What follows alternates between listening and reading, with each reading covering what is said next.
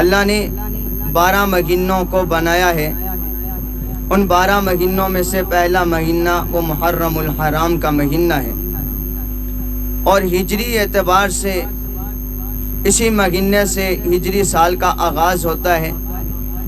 جس طرح ایک عیسوی سال ہوتا ہے 2023 2024، اسی طرح ایک 1445 1446 آپ صلی اللہ علیہ وسلم کے 1446 سال گزر چکے ہجرت کی ہے، یعنی آپ نے مکہ سے جو مدینہ کی طرف ہجرت کی تھی اس کا تذکرہ اور اس تاریخ کی یاد وہ اسلامی اعتبار سے محرم کے پہلے مہینے سے شروع ہوتی ہے۔ یہ محرم الحرام کا مہینہ ہے، بہت سارے واقعات اس مہینے میں رونما ہوئے، اور اسی طرح قربانیاں بھی بہت زیادہ ہیں۔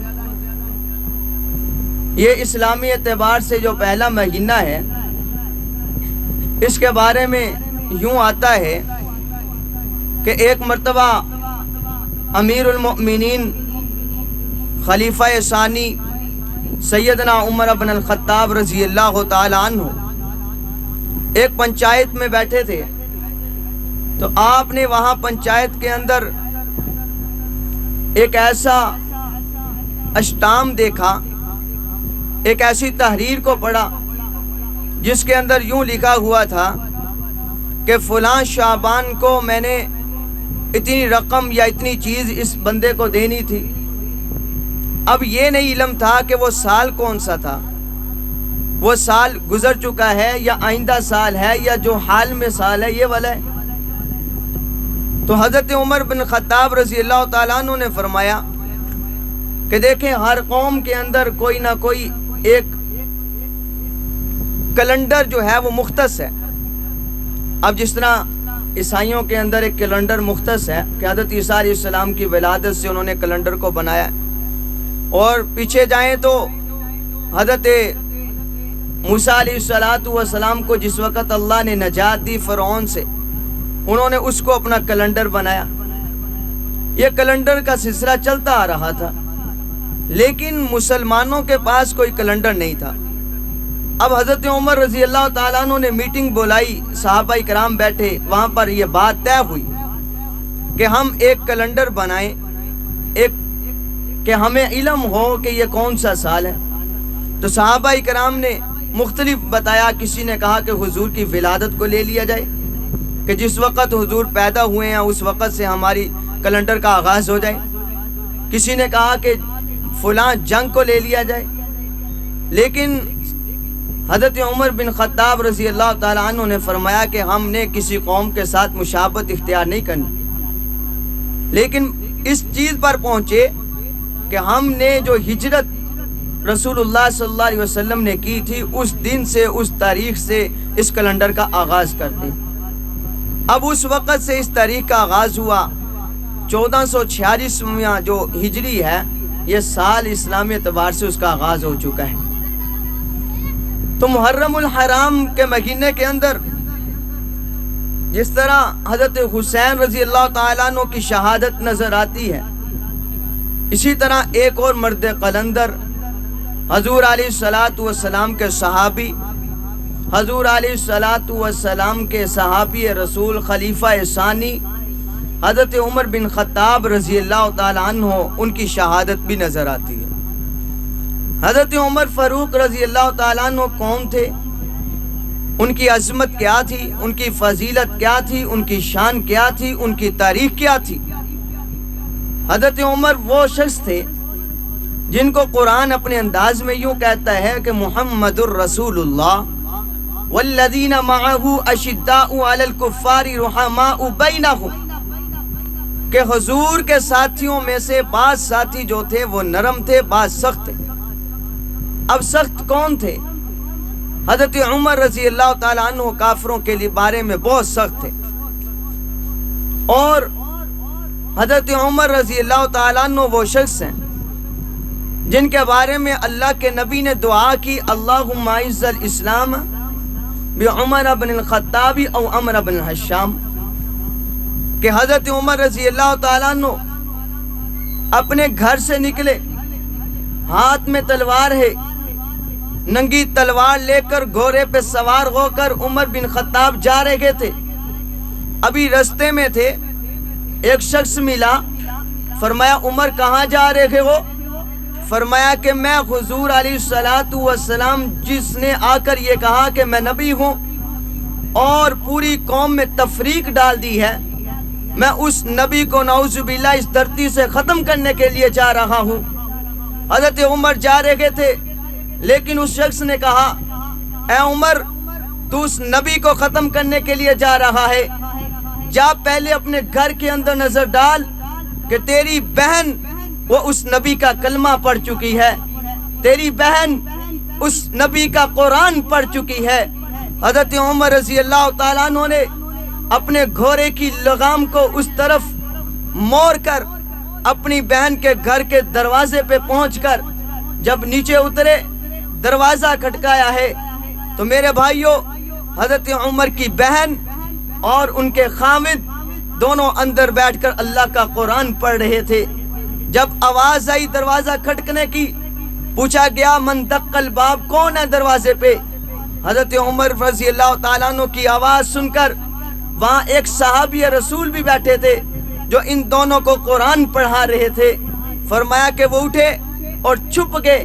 حضرت عمر رضی اللہ تعالیٰ عنہ کی بہن نے جب دروازہ کھولا، حضرت عمر اندر داخل ہوئے، کہا کہ تم کیا پڑھ رہے ہو؟ فرمایا کہ ہم کچھ نہیں پڑھ رہے۔ نہیں، آپ کس پر ایمان لا چکے ہو؟ فرمایا کہ آپ کے دین سے بہتر دین پر ایمان لا چکے ہیں۔ حضرت عمر رضی اللہ تعالیٰ عنہ نے اپنے بہنوئی کو پکڑا، مارنا شروع کر دیا۔ حضرت عمر رضی اللہ تعالیٰ عنہ کے بہنوئی نے جب مار کھانی شروع کی تو حضرت عمر کی بہن نے بچانے کی کوشش کی تو حضرت عمر نے بہن کو بھی تھپڑ رسید کر دیا۔ تو میرے بھائیوں حضرت عمر رضی اللہ تعالیٰ عنہ کی بہن نے کہا اے عمر، جس ماں کا دودھ تو نے پیا ہے اسی ماں کا دودھ میں نے پیا ہے، اگر تم محمد کے دین کو قبول نہیں کر سکتی تو میں محمد کے دین کو نہیں چھوڑ سکتی۔ اس نے کہا کہ بتاؤ تو صحیح کیا پڑھ رہے تو؟ میرے بھائیوں سارے صحابہ حضور کے قدموں میں آئے ہیں لیکن مرید بن کر آئے ہیں۔ اے عمر وہ ہے جو مرید بن کر نہیں آیا بلکہ حضور کی مراد بن کر آیا ہے۔ اللہ کے نبی نے رات دعا کی اللہم اعز الاسلام بعمر بن الخطاب و عمر بن الحشام، اے اللہ اسلام کی عزت کے لیے عمر بن خطاب عطا کر دے۔ میں نے کہا ایک دعا حضرت نوح علیہ السلام نے اپنے بیٹے کے لیے کی، ایک دعا حضرت ابراہیم نے اپنے باپ کے لیے کی، ایک دعا وہ تھی جو حضور نے اپنے چچا کے لیے کی، لیکن حضرت نوح کی دعا بھی قبول نہیں ہوئی، حضرت ابراہیم کی باپ کے حق میں دعا قبول نہیں ہوئی، حضور کی دعا اپنے چچا کے حق میں قبول نہیں ہوئی۔ اب عمر رضی اللہ تعالیٰ عنہ کے اللہ کے نبی نے بیت اللہ کی دیواروں کے سائے میں کھڑے ہو کر دعا کی اللہ مجھے عمر عطا کر دے۔ اللہ نے عمر عطا کر دیا۔ ابھی دعا مکمل ہوتی ہے، صبح ہوتی ہے، حضرت عمر رضی اللہ تعالیٰ اپنے بہن کو کہتے ہیں کہ دکھا تو صحیح تو کیا پڑھ رہی تھی؟ فرمایا کہ تو نہیں جانتا وہ کون سی کتاب تھی، اس کو بے وضو ہاتھ نہیں لگا سکتے، وضو کر کے آؤ۔ حضرت عمر رضی اللہ تعالیٰ عنہ کو وضو کرایا گیا۔ حضرت عمر رضی اللہ تعالیٰ وضو کر کے آئے، آ کر بیٹھے تو بہن نے پڑھنا شروع کر دیا طٰہَ مَا أَنزَلْنَا عَلَيْكَ الْقُرْآنَ لِتَشْقَىٰ إِلَّا تَذْكِرَةً لِمَن يَخْشَىٰ تَنزِيلًا مِّمَّنْ خَلَقَ الْأَرْضَ وَالسَّمَاوَاتِ الْعُلَىٰ۔ ادھر بہن نے قرآن سنایا، عمر کا دل بدل گیا، کہا کہ آؤ نا نبی کے پاس چلے۔ نبی علیہ السلام صحابہ اکرام ایک مکان میں موجود تھے۔ حضور علیہ السلام کے صحابی نے دیکھا، کہا یا رسول اللہ عمر بن خطاب آ رہا ہے۔ فرمایا کہ آنے دو، آ نہیں رہا بلکہ بھیجا جا رہا ہے۔ حضرت عمر تشریف لائے، آنے کے بعد حضور نے کلمہ پڑھایا۔ جب حضرت عمر نے کلمہ پڑھا تو فرمایا نعرے تکبیر لگایا، اتنی آواز سے نعرے تکبیر لگایا کہ مشرکین مکہ کے گھروں تک آواز چلے گئی۔ تو میرے بھائیو حضرت عمر رضی اللہ تعالیٰ نے اسلام قبول کیا تو اللہ کے نبی علیہ الصلوۃ والسلام نے اس عمر کے بارے میں فرمایا تھا لو کان بعدی نبیا لکان عمر بن الخطاب، اگر میرے بعد کوئی نبی ہوتا تو وہ عمر بن خطاب ہوتا، اگر میرے بعد کوئی نبی ہوتا عمر بن خطاب ہوتا۔ توجہ کریں، حضرت عمر رضی اللہ تعالیٰ عنہ کی شان کو اگر پڑھیں تو یوں نظر آتی ہے کہ حضرت عمر رضی اللہ تعالیٰ عنہ کی موافقت میں اللہ نے 22 مرتبہ قرآن نازل کر دیا، کہ 22 مرتبہ جو سوچا اللہ نے اتار دیا۔ اللہ کے نبی کے پاس بیٹھے، یا رسول اللہ میرا دل یہ چاہتا ہے کہ میں یہ مقام ابراہیم پر نوافل ادا کروں، نماز پڑھوں۔ ابھی کوئی قرآن نہیں نازل ہوا تھا، حکم نہیں نازل ہوا تھا، تو اللہ نے فوراً جبریل کو بھیجا، جبریل جاؤ جا کر میرے نبی سے کہو واتخذوا من مقام ابراہیم مصلی، آج کے بعد جو عمر نے کہا وہیں نماز پڑھنا شروع کر دو۔ ہاں جی، پھر اللہ کے نبی علیہ الصلوۃ والسلام کے پاس آئے، یا رسول اللہ میرا دل یہ چاہتا ہے کہ ہماری جو مائیں بہنیں ہیں نا، ہماری جو مائیں بہنیں ہیں ان کے پاس، آپ کے پاس نیک لوگ بھی آتے ہیں، بد لوگ بھی آتے ہیں، میرا دل یہ چاہتا ہے کہ وہ پردے میں رہا کریں۔ ادھر انہوں نے ارادہ کیا، ادھر سے اللہ نے قرآن نازل کر کے کہا یا ایھا النبی قل لازواجک وبناتک ونساء المؤمنین یدنین علیہن من جلابیبہن، فرمایا کہ آج کے بعد مائیں بہنیں جو ہیں وہ پردے میں رہا کریں۔ تو میرے بھائیو، حضرت عمر رضی اللہ تعالیٰ عنہ کی شان، عظمت، فضیلت، مقام کو اللہ قرآن میں بیان کرتا ہے۔ اور عمر بن خطاب تو وہ تھے جب اللہ نے ان کو خلافت دی، دور حکومت دیا، تو رات کو سویا نہیں کرتے تھے، راتوں رات گشت کیا کرتے تھے۔ فرمایا کہ ایک رات گشت کے لیے نکلے، حضرت عمر رضی اللہ تعالیٰ عنہ جب ایک بازار میں گئے، وہاں پر ایک بچے کی رونے کی آواز آ رہی تھی۔ حضرت عمر رضی اللہ تعالیٰ عنہ نے دروازہ کھٹکایا، فرمایا کہ بچہ کیوں رو رہا ہے؟ انہوں نے بتایا کہ بچہ چھوٹا تھا، ماں نے دودھ چھڑوا کر اس کو غذا پہ لگا دیا۔ فرمایا کیوں؟ کہا کہ اس وجہ سے کہ عمر رضی اللہ تعالیٰ عنہ جو امیر المؤمنین ہے، ان کا آرڈر ہے کہ جو بچہ غذا کھانے لگ جائے اس کا وظیفہ جاری کر دو۔ ہمارے گھر کے اندر پیسہ وظیفہ کچھ نہیں تھا، اس لیے ہم نے اپنے بچے کی جو ہے دودھ کو چھڑوا دیا اور غذا لگا دی۔ تو حضرت عمر رضی اللہ تعالیٰ نے فرمایا کہ آگے سے جب بچہ پیدا ہو اس دن سے اس کا وظیفہ جاری کر دو۔ حضرت عمر وہ تھے کہ ایک مرتبہ رات کو گشت کے لیے جا رہے تھے، جاتے جاتے، یہ میں واقعات اس لیے سنا رہا ہوں کہ دیکھیں اللہ نے قرآن میں کہا کہ آپ ان لوگوں کے طریقے پر چلو جو لوگ ایمان لے کر آئے، اور جو لوگ اصل نمونہ ہے ہماری زندگیوں کا، جو بہترین سیرت ہے ہمارے لیے۔ وہ کون لوگ ہیں؟ یہی لوگ ہیں کہ جنہوں نے ہمیں راستہ دکھایا، جنہوں نے ہمیں زندگی گزارنے کا طریقہ سلیقہ سکھایا۔ حضرت عمر رضی اللہ تعالیٰ عنہ گشت کے لیے جا رہے تھے، کیا دیکھا کہ ایک گھر سے 2-3 بچوں کی رونے کی آواز آ رہی۔ عمر رضی اللہ تعالیٰ نے دروازہ کھٹکایا، اندر سے ایک عورت نکلی، فرمایا کہ بچے کیوں رو رہے ہیں؟ انہوں نے بتایا کہ اس لیے کہ گھر میں کھانے پینے کے لیے کچھ نہیں۔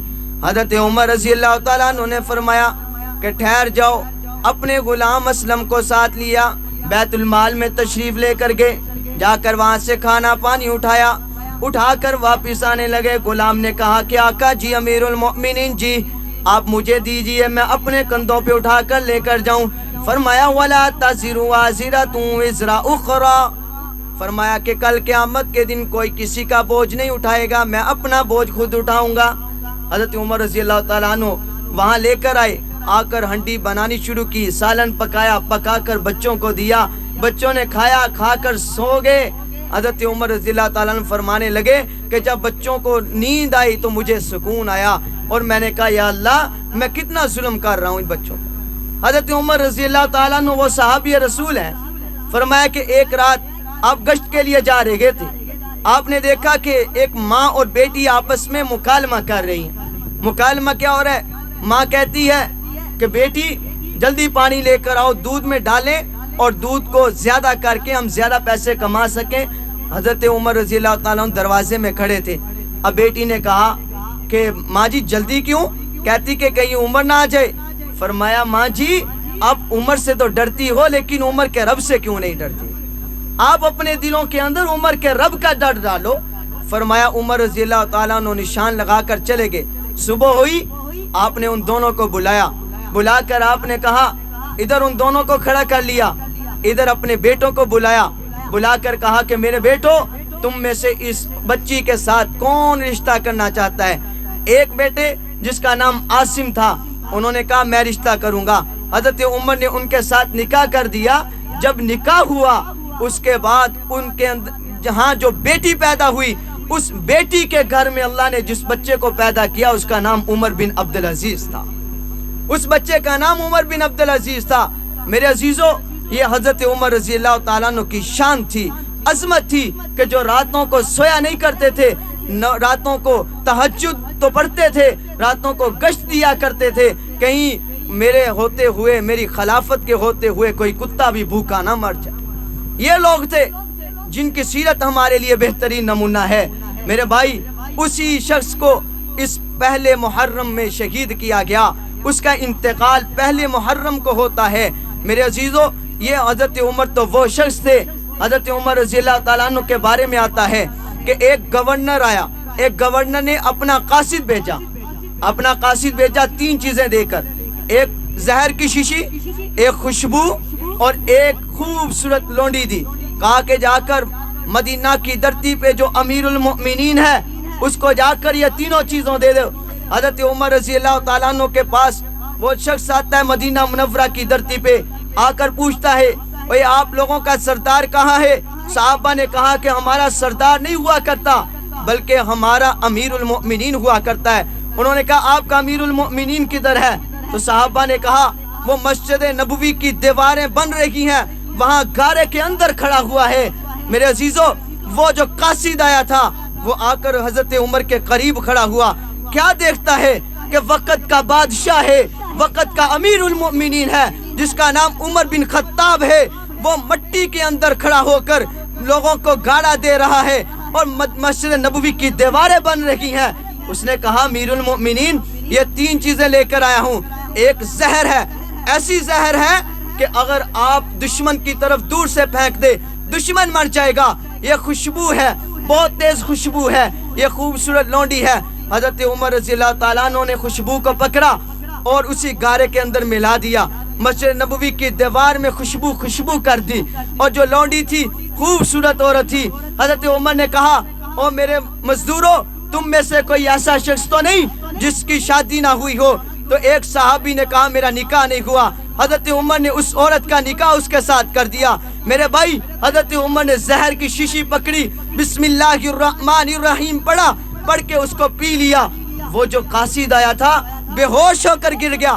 جب ہوش آئی کہا کہ عمر، اتنی تیز زہر تھی تو نے پی لی؟ حضرت عمر نے فرمایا او لوگو، تمہارے آقاؤں نے تمہیں بتایا ہے کہ موت دینے والے بت ہوا کرتے ہیں، میرے آقا نے مجھے بتایا ہے موت دینے والا رب ہے، اس کے علاوہ کوئی نہیں ہے۔ اگر موت آئے گی تو رب دے گا، اس کے علاوہ کوئی نہیں دے گا۔ تو میرے بھائیو، یہ یکم محرم کو حضرت عمر رضی اللہ تعالیٰ عنہ کی شہادت ہوئی، جس کے بارے میں آتا ہے ما بین بیتی و منبری روضۃ من ریاض الجنہ۔ اللہ کے نبی نے فرمایا کہ میرے منبر سے لے کر میرے گھر تک جو ٹکڑا ہے یہ جنت ہے۔